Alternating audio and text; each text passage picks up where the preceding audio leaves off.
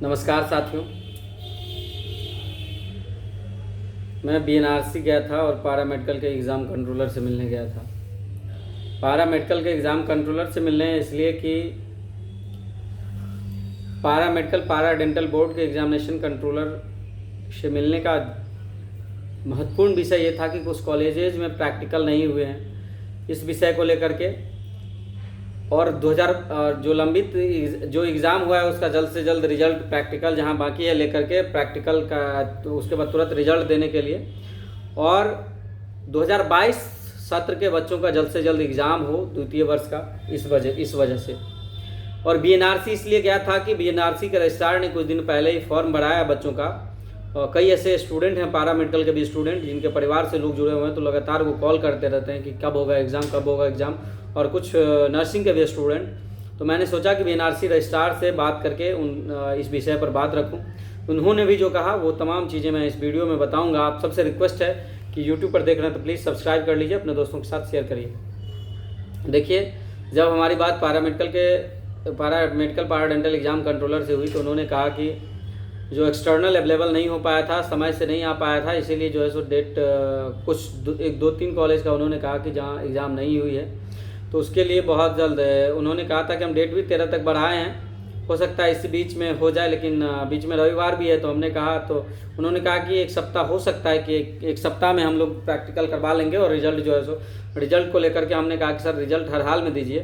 तो उन्होंने कहा कि रिजल्ट मई से पहले नहीं संभव है, तो हमने कहा कि सर जल्द से जल्द कर दीजिए। और उसके बाद एक बात और हमने कहा कि सर 2022 सत्र के जो बच्चे हैं उनका अंतिम वर्ष का एग्ज़ाम जल्द से जल्द ले लिया जाए।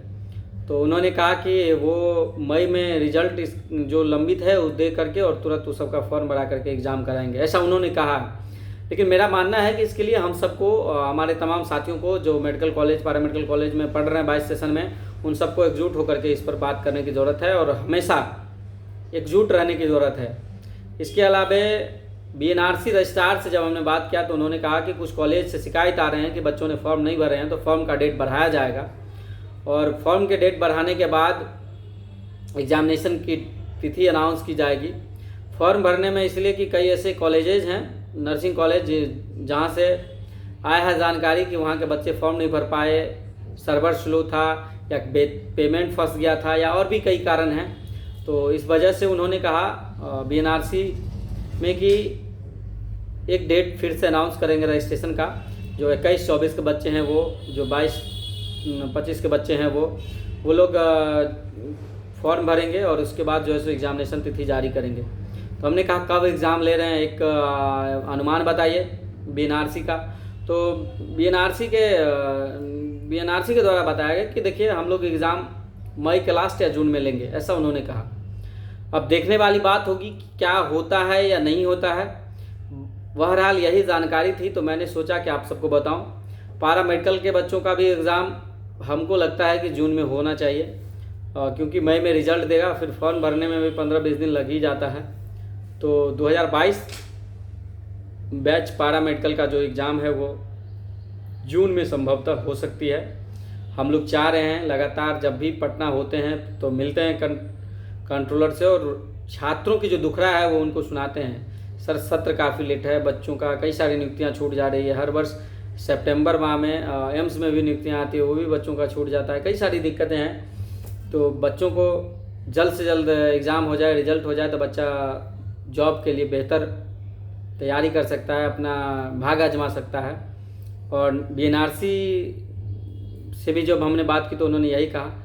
एक बात और बताना जरूरी है कि 2023 बैच से जो है सो सारी चीज़ें Bihar university of health sciences को चला गया है, वो ही सारा एग्ज़ाम वगैरह लेगी।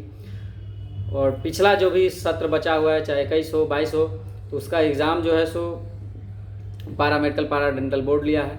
और फार्मेसी के भी जो है सो 2022 सेशन तक का जो पारा मेडिकल पारा डेंटल बोर्ड ले रही है, और नर्सिंग में 22 सेशन तक का एएनएम जीएनएम का वो बीएनआरसी ले रही है। तो ये चीज़ें काफ़ी महत्वपूर्ण है जानकारी। आप सभी से भी रिक्वेस्ट है, जब भी कभी कोई दिक्कत हो, आप सबसे रिक्वेस्ट है कि आप लोग हमारे व्हाट्सएप पे कमेंट करें, व्हाट्सएप पे मैसेज करें जो दिक्कतें हैं कॉलेज में।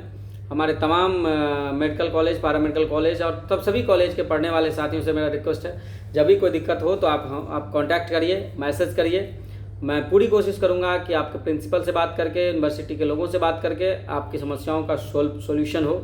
अगर नहीं होता है तो आप लोग भी एकजुट रहिए। जब भी कभी दिक्कत हो एकदम अपने कॉलेज को आप लोग मेल करिए, कॉलेज को टैग करके मेल करिए, विभाग को मेल करिए, विभाग के प्रधान सचिव को मेल करिए, यूनिवर्सिटी से रजिस्टर जुड़ा हुआ है तो यूनिवर्सिटी को मेल करिए, डीएम से जुड़ा मामला डीएम को भी मेल करिए, सीएम को मेल करिए, हेल्थ मिनिस्टर को मेल करिए, प्रमुख सचिव को मेल करिए, रजिस्ट्रार को मेल करिए, तमाम लोगों से जो भी जब भी कोई बात होती है तो एकदम कभी पीछे मत ठहरिए। कोई प्रिंसिपल हो, कोई ट्यूटर हो, किसी का कोई हैसियत नहीं है कि आपको 5 नंबर कम कर देंगे। देखिए आप अपने आप में पढ़ने में टैलेंटेड हैं तो कोई आपका नंबर नहीं काट सकता है। और प्रैक्टिकल में रही बात 2-4 नंबर इधर उधर, तो उस सब से कोई परवाह नहीं होना है, कुछ होता भी नहीं है उस सब से। आप मेरिट का ज़माना है, पढ़िए लिखिए और अपने अपने लक्ष्य को प्राप्त कीजिए।